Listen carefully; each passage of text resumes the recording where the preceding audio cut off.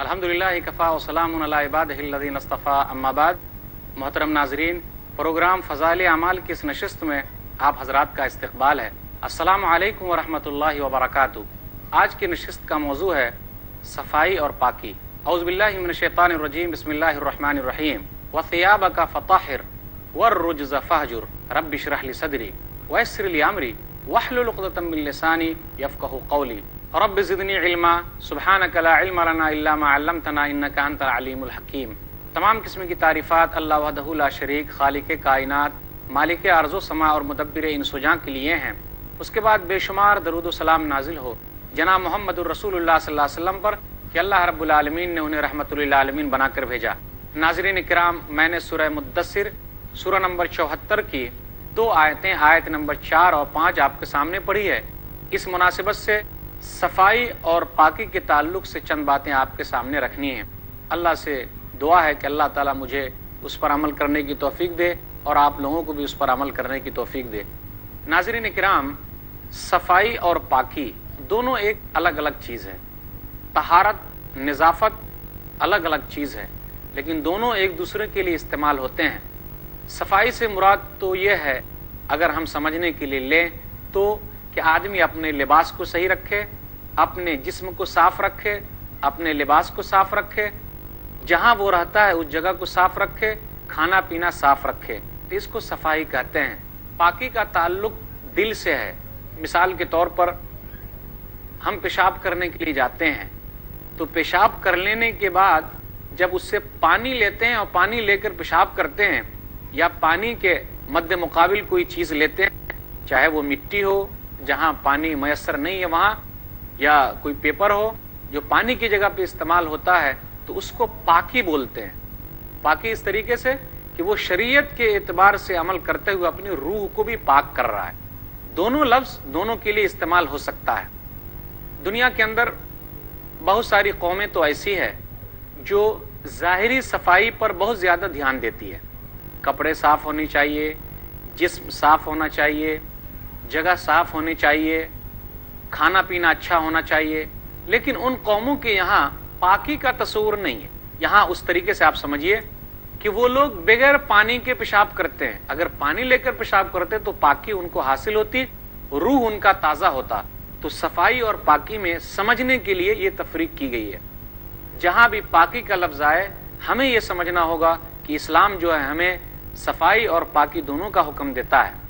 मैं ज़रा सफाई के ताल्लुक से पहले ये कहना चाहूँगा कि बहुत सारे मुसलमान तो ऐसे हैं जो सफाई पर भी ध्यान नहीं देते और पाकी पर भी ध्यान नहीं दे रहे हैं। देखिए, जहाँ से भी आपका गुजर हो जाए, अक्सर आपको ये लगेगा कि गंदगी मुसलमानों के यहाँ नज़र आती है। लोग कहते हैं, चाहे आप उसकी बात से इत्तिफाक करें या इत्तिफाक न करें, वो उसूल सही हो या गलत हो, लोग कहते हैं इस्लाम एक पाको साफ मजहब है, लेकिन मुसलमान पाको साफ नहीं है। क्यों? इसलिए कि हम जहां रहते हैं वहां सफाई का एहतमाम नहीं करते, हमसे कोताहियां हो रही है, हम मैले कुचैले पहनते हैं। मैं हमसे वो मुराद ले रहा हूं जो लोग इस तरीके का काम करते हैं और वह मुसलमान हैं, एक अल्लाह को मानने वाले हैं, तो दूसरे लोगों को शिकायत करने का मौका मिलता है। आप देखते हैं दुनिया की कौमें ज़ाहिरी सफाई पर बहुत ज्यादा ध्यान देती है, ज़ाहिरी सफाई का ख्याल रखती है। अगर बदन के कपड़े पर कोई गंदगी बाहर से नजर आए तो उसे फौरन वो लोग धो लेते हैं, लेकिन बगैर पानी के पेशाब करते हैं। अंदर गंदगी नजर नहीं आ रही है। अगर इस तरीके की बात है तो क्या वाकई वो पाक होते हैं? जी, इस्लामी तरीके से तो वो लोग पाक नहीं हो सकते। इस्लामी तरीके से जो इस्लाम ने हमसे मुतालबा किया है वो ये है कि हम ज़ाहिरी सफाई पर भी ध्यान दें, अपने जिस्म को साफ रखें, अपने बदन को साफ रखें, अपने माहौल को साफ रखें, अपने घर को साफ रखें, अपने खाने पीने को साफ रखें, अपने बर्तन वगैरह को साफ रखें। उसी तरीके से इस्लाम ने हमसे ये भी मुतालबा किया है कि हम अपने रूह को साफ रखें, पानी लेकर पेशाब करें, गंदगी को हम पानी के जरिए धोएं। अब आइए जरा गौर करते चलें, आखिर कौन सी चीज है कि हम सफाई की तरफ जिसकी वजह से ध्यान नहीं दे पा रहे हैं। लोगों का कहना तो यह था कि इस्लाम एक पाकीज़ा मजहब है, مگر مسلمان لوگ ناپاک ہیں، وہ صفائی کا اہتمام نہیں کرتے۔ میں ان لوگوں کی بات کرنا چاہتا ہوں جو لوگ صفائی کی طرف دھیان نہیں دے رہے ہیں۔ جب ہم غور کرتے ہیں تو ہمیں بہت ساری وجوہات ملتی ہے کہ وہ لوگ صفائی کی طرف دھیان کیوں نہیں دیتے۔ پہلی چیز تو یہ ہے کہ جو لوگ ظاہری صفائی پر دھیان دیتے ہیں، جسم کو صاف رکھتے ہیں، ظاہری طور پر کپڑے اچھے پہنتے ہیں، تو ان کے یہاں تمدن جو ہے ان کا اچھا ہے، ان کی تہذیب اچھی ہے، ان کو اللہ تعالیٰ نے مال دیا ہے، اس بنیاد پر انہیں اچھے کپڑے پہننے میں کچھ بھی پریشانی نہیں ہوتی، پانی کا استعمال کرنے میں وہ پریشان نہیں ہوتے۔ اس کے مقابلے میں وہ قوم جن کے پاس پیسے ہی نہ ہو، تو وہ قوم کس طریقے سے اچھے کپڑے خریدے گی؟ وہ کہاں سے پانی کو صحیح استعمال کریں گے؟ ان کے لیے پانی کہاں سے ملے گا؟ تو ایک وجہ یہ بھی ہے کہ ہماری معاشی حالت جو ہے کمزور ہے، جس کی وجہ سے ہم ظاہری طور پر اچھے کپڑے نہیں پہن پاتے۔ لیکن اس کا مطلب یہ بھی نہیں کہ ہم میلے کچیلے کپڑے پہنے۔ اسلام نے بالکل سختی کے ساتھ منع کیا ہے۔ نبی صلی اللہ علیہ وسلم کے پاس بھی کئی کپڑے نہیں تھے، لیکن آپ کپڑوں کو ہمیشہ صاف رکھتے تھے، لوگوں کو صفائی کی طرف ابھارتے تھے۔ تو ہم نے اپنے آپ کے اوپر یہ فرض کیوں کر لیا کہ جی ہماری مالی حالت اچھی نہیں ہے تو ہم مال تلاش کرنے میں لگے ہوئے ہیں، تو ہم صفائی پر کیسے دھیان دیں؟ ہم صفائی کا اہتمام کیوں کریں؟ بالکل نہیں۔ اسلام نے ہم سے صفائی کا مطالبہ کیا ہے۔ ہمارے لیے ضروری ہے کہ ہم اپنے کپڑے کو صاف رکھیں، اپنے بدن کو صاف رکھیں۔ ایک چیز یہ بھی ہے کہ ہم لوگوں نے قرآن اور حدیث کے اندر جو تعلیمات ہے صفائی کی، اس کو بھلا چکے ہیں۔ وہ سبق ہمیں یاد نہیں رہا کہ اسلام نے ہم سے مطالبہ کیا تھا کہ ہم ظاہری طور پر بھی پاک و صاف رہیں اور باطنی طور پر بھی پاک و صاف رہیں۔ جب وہ سبق یاد ہی نہیں، اس کی اہمیت ہے ہی نہیں، تو پھر کیسے ہم صفائی کی طرف آئیں گے؟ کیسے ہم صفائی کی طرف دھیان دیں گے؟ تو یہ کمیاں ہیں ہمارے اندر، جس کی وجہ سے ہم صفائی کی طرف دھیان نہیں دے رہے ہیں، جس کی وجہ سے ہم اپنے ماحول کو صاف نہیں رکھ رہے ہیں۔ اسلام نے ہم لوگوں سے ہر طرح کی صفائی کا اہتمام کرنے کو کہا ہے۔ اسلام نے ہم سے مطالبہ کیا ہے کہ ہم ظاہری اور باطنی دونوں صفائی پر دھیان دیں۔ ہم ظاہری صفائی پر اس لیے بھی دھیان نہیں دیتے کہ ہمارے اندر جہالت پائی جاتی ہے۔ جو لوگ پڑھے لکھے لوگ ہوتے ہیں وہ لوگ صفائی کی طرف زیادہ دھیان دیتے ہیں، یہ عام طور پر ہوتا ہے۔ لیکن اگر میں کہوں کہ ایسا ہی ہوتا ہے، یہی ایک نمونہ ہے، تو ایسی بات نہیں، بلکہ جو لوگ جہالت میں ہیں، جو کم پڑھے لکھے ہیں، جو جاہل ہیں، تو وہ لوگ بھی صفائی کی طرف دھیان دیتے ہیں۔ لیکن ایسا اکثر جاہل جو ہے وہ صفائی کی طرف دھیان نہیں دیتے، صفائی کا اہتمام نہیں کرتے۔ تو ایک کمی یہ بھی ہے کہ لوگوں کے اندر علم کی کمی ہے، جس کی بنیاد پر وہ صفائی کا اہتمام نہیں کرتے ہیں۔ اسلام نے ہم سے مطالبہ کیا۔ آپ غور کیجئے، آپ حدیث کی کتابیں اٹھائیے، اکثر حدیث کی کتابوں میں محدثین نے جو کتابیں حدیث کی جمع کی ہے، پہلی کتاب کیا ملے گی آپ کو؟ کتاب الطہارہ، پاکی کا باب، پانی کو استعمال کرنے کا باب، پانی کا کتاب، کہ پانی سے کیسے ہم پاکی حاصل کریں گے، اس سے کیسے ہم صفائی حاصل کریں گے۔ آپ دیکھیے، نماز پڑھنے سے پہلے ہمیں وضو کرنا پڑتا ہے۔ اسلام نے کس طریقے سے ہم کو صفائی پر ابھارا ہے کہ اگر ہم ایک وضو کر چکے ہیں، دوبارہ نماز پڑھنا چاہتے ہیں، تو یہ ہمارا وضو گرچہ موجود ہے، لیکن رغبت دلائی ہے کہ آدمی پھر وضو کرے۔ اسی طریقے سے وضو کرنے سے پہلے مسواک کا حکم دے کر اسلام نے صفائی کی طرف اور ابھارا ہے۔ اسی طرح اسلام نے یہ بھی کہا کہ اگر ہم ان چیزوں کا خیال کرتے ہیں تو یہ ہمارے لیے نعمت کی چیز ہے۔ اللہ تعالیٰ ہم پر کوئی سختی کرنا نہیں چاہتا۔ ما یرید اللہ لیجعل علیکم من حرج ولکن یرید لیطہرکم ولیتم نعمتہ علیکم لعلکم تشکرون۔ سورہ مائدہ سورہ نمبر 5 آیت نمبر 6۔ اللہ تعالیٰ کا اس سے ارادہ تم کو سختی میں ڈالنا نہیں ہے۔ اللہ تعالیٰ تو اپنی نعمتیں پوری کرنا چاہتا ہے تاکہ تم لوگ اللہ کا شکر ادا کرو۔ اللہ تعالیٰ نے قرآن کریم کے اندر پاک و صاف لوگوں کی تعریف کی ہے، اور اللہ تعالیٰ ایسے لوگوں کو پسند کرتا ہے۔ سورہ بقرہ سورہ نمبر 2 آیت نمبر 222، ان اللہ یحب التوابین ویحب المتطہرین، کہ اللہ تعالیٰ توبہ کرنے والے کو اور پاک و صاف رہنے والے کو پسند کرتا ہے، اس سے محبت کرتا ہے۔ تو صفائی کا بہت بڑا فائدہ ہے، پاکی کا بہت بڑا فائدہ ہے۔ اللہ تعالیٰ اس آدمی سے محبت کرنے لگتا ہے۔ آپ یہ اچھی طریقے سے جانتے ہیں کہ اللہ تعالیٰ نے یہ بھی ذکر کیا ہے فیہ رجال یحبون ان یتطہروا واللہ یحب المطہرین، سورہ توبہ سورہ نمبر 9 آیت نمبر 108۔ کیا کہا اللہ نے؟ یہ تعریف کی اللہ تعالیٰ نے قبا والوں کی، جو مدینہ سے قریب ہے قبا والوں کی تعریف کی ان میں کچھ لوگ ایسے ہیں جو صفائی پسند ہیں اور صفائی کو وہ لوگ پسند کرتے ہیں۔ اللہ تعالیٰ نے نبی صلی اللہ علیہ وسلم سے یہی کہا وَثِيَابَكَ فَطَهِّرْ، سورہ مدثر سورہ نمبر 74 آیت نمبر 4، کہ آپ اپنے کپڑے کو صاف رکھیے، وَالرُّجْزَ فَهْجُرْ، اور بتوں سے دور ہو جائیے، گندگیوں سے دور ہو جائیے، یعنی پاک کو صاف رکھیے، اپنا جسم بھی پاک و صاف رہے اور اپنی روح بھی پاک و صاف ہو۔ ظاہری صفائی کا بھی اہتمام کرنا ہے، باطنی صفائی کا بھی اہتمام کرنا ہے۔ یہی وجہ ہے کہ نبی صلی اللہ علیہ وسلم سفر میں بھی اس کا خاصا اہتمام کرتے تھے۔ آپ سفر میں بھی ہر طریقے کی صفائی کا اہتمام کرتے، گھر پہ بھی ہوتے تو صفائی کا اہتمام کرتے، آپ مسواک کا اہتمام کرتے، آپ اپنے کپڑے کو صاف رکھتے تھے، آپ خوشبو کا استعمال کرتے تھے، اور آپ لوگوں کو بھی ابھارتے تھے کیوں تم پاک و صاف نہیں رہتے ہو، کیوں صفائی کی طرف دھیان نہیں دیتے ہو۔ تو نبی صلی اللہ علیہ وسلم نے جو تعلیمات دی ہے ہم نے ان تعلیمات کو بھلا دیا ہے۔ یہی وجہ ہے کہ ہم صفائی اور پاکی کی اہمیت کو سمجھ نہیں پا رہے ہیں۔ محترم ناظرین، ہم انشاءاللہ آپ کی خدمت میں دوبارہ حاضر ہوں گے، مگر تھوڑے سے وقفے کے بعد۔ یہی وجہ ہے کہ ہم صفائی اور پاکی کی اہمیت کو سمجھ نہیں پا رہے ہیں۔ نبی صلی اللہ علیہ وسلم نے جسم کی صفائی کے لیے یہاں تک ہم سے کہا ہے، صحیح مسلم کتاب الطہارہ کتاب نمبر 2 حدیث نمبر 257، الفطرۃ خمس، 5 چیز فطرت کی ہے، الاختتان، کہ آدمی ختنہ کرائے، والاستحداد، آدمی زیر ناف لے، زائد بال کو صاف کرے، وقص الشارب، آدمی مونچھ کو کٹوائے، وتقلیم الاظافر، اور آدمی ناخن کٹوائے، ونتف الابط، اور آدمی بغل کے بال کو صاف کرے۔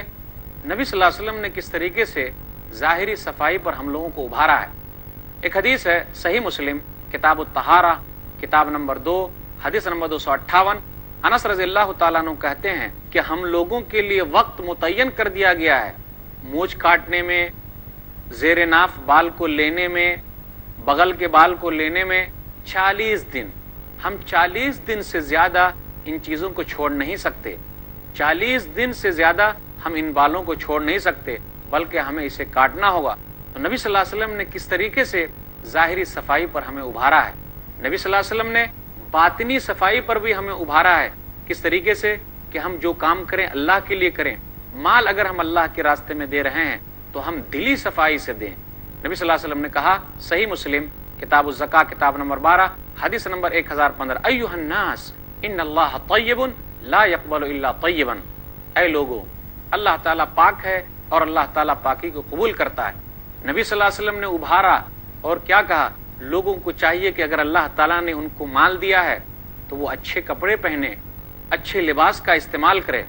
ایک حدیث میں نبی صلی اللہ علیہ وسلم نے ارشاد فرمایا صحیح مسلم کتاب الایمان کتاب نمبر 1 حدیث نمبر 91، نبی نے یہ جملہ کہا تھا کہ جس آدمی کے دل میں ذرہ برابر اگر گھمنڈ ہے، بڑائی ہے، تو وہ جنت میں داخل نہیں ہوگا۔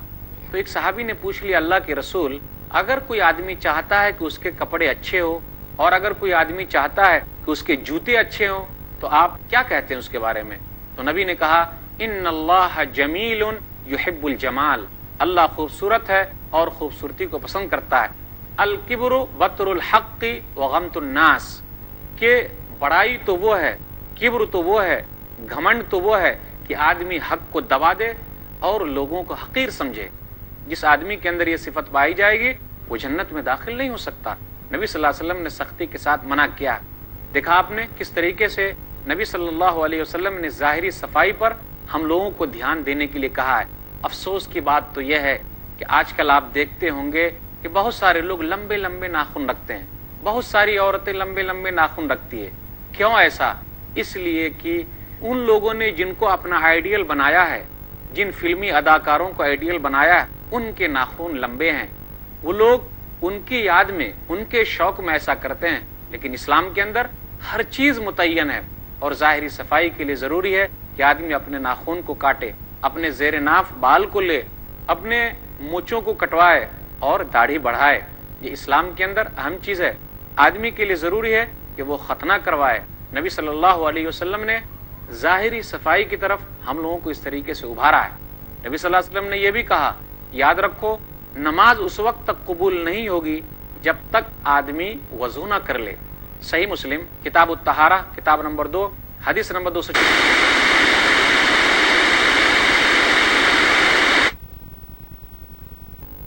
طہارہ کتاب نمبر 2 حدیث نمبر 223، الطہور شطر الایمان، پاکی آدھا ایمان ہے۔ اب غور کیجئے، پاکی آدھا ایمان ہے۔ آدمی پاک رہے، اپنے آدھے ایمان کو مکمل کر رہا ہے، کتنی بڑی اہمیت ہے۔ یہی وجہ ہے کہ نبی صلی اللہ علیہ وسلم نے لوگوں کو ابھارا کہ کم سے کم ہفتے میں جمعہ کے دن ضرور غسل کریں۔ صحیح بخاری کتاب الجمعہ کتاب نمبر 11 حدیث نمبر 895، جو کوئی بھی آدمی جمعہ کے لیے آئے تو اس کے لیے ضروری ہے کہ وہ غسل کرے۔ نبی صلی اللہ علیہ وسلم نے یہاں تک ابھارا۔ صحیح بخاری کتاب الجمعہ کتاب نمبر 11 حدیث نمبر 902، نبی صلی اللہ علیہ وسلم نے کہا، لو انکم تطہرتم لیومکم ھذا، اگر تم پاکی حاصل کرتے آج کے دن تو یہ بہتر ہوتا۔ یعنی غسل پر ابھار رہے ہیں کہ آدمی جب جمعہ کے دن آئے تو غسل کر کے آئے۔ اس بات پر ابھارا جا رہا ہے کہ آدمی ظاہری صفائی پر دھیان دے۔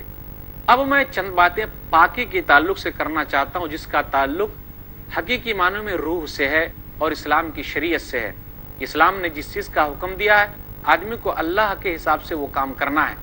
پانی کا کیا حکم ہے؟ نبی صلی اللہ علیہ وسلم نے کیا کہا؟ سنن ابی داؤد کی حدیث ہے، حدیث نمبر 66 کتاب الطہارہ کتاب نمبر 1، نبی نے کہا، الماء طہور لا ينجسہ شیء، پانی پاک ہے، اس کو کوئی چیز ناپاک نہیں کر سکتی۔ یہی وجہ ہے کہ نبی صلی اللہ علیہ وسلم نے ٹھہراؤ پانی میں پیشاب کرنے سے منع کیا ہے۔ نبی صلی اللہ علیہ وسلم نے کیا کہا؟ صحیح بخاری کتاب الوضو کتاب نمبر 4 حدیث نمبر 239، لا یبولن احدکم فی الماء الدائم الذی لا یجری ثم یغتسل فیہ، تم میں کا کوئی بھی آدمی اس ٹھہرے ہوئے پانی میں جو بہتا نہیں ہے پیشاب نہ کرے اور اس میں غسل بھی نہ کرے۔ پھر اسی طرح نبی صلی اللہ علیہ وسلم نے کہا، سنن ترمذی کی ایک حدیث ہے کتاب الطہارہ حدیث نمبر 68، تم میں کا کوئی بھی آدمی ٹھہرے ہوئے پانی سے وضو نہ کرے اور اس میں پیشاب نہ کرے، یعنی اس میں پیشاب کرے پھر اس میں وضو کرے۔